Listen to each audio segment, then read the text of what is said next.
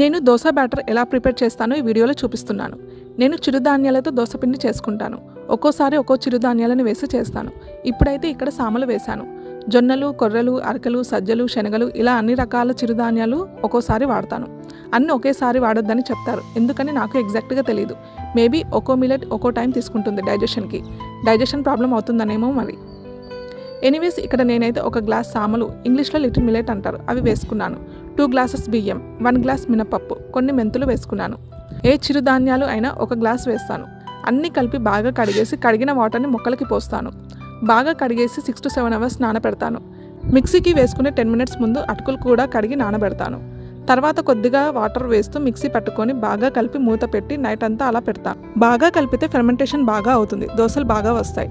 Batter కొద్దిగా తీసుకొని ఇనుప పెనం పైన ఈవెన్గా వేసుకొని దానిపైన కొద్దిగా ఆవు నెయ్యి వేసి ఆ తర్వాత నేను ఇంట్లో చేసే ప్రోటీన్ కారం పొడి వేస్తాను. ఇంకా తర్వాత ఎక్కువ టమాటా పచ్చడి అండ్ కొద్దిగా ఇడ్లీ చట్నీతో చాలా ఇష్టంగా తింటాను. నాకు దోశలకి టమాటా చట్నీ ఇష్టం, మా వాళ్ళకు ఇడ్లీ చట్నీ అంటే ఇష్టం, అందుకే 2 చేస్తాను. నెక్స్ట్ డే ఇదే బ్యాటర్లో ఉల్లిపాయలు, పచ్చిమిర్చి, కరివేపాకు, కొత్తిమీర బాగా సన్నగా తరిగి పొంగనాలు చేస్తాను.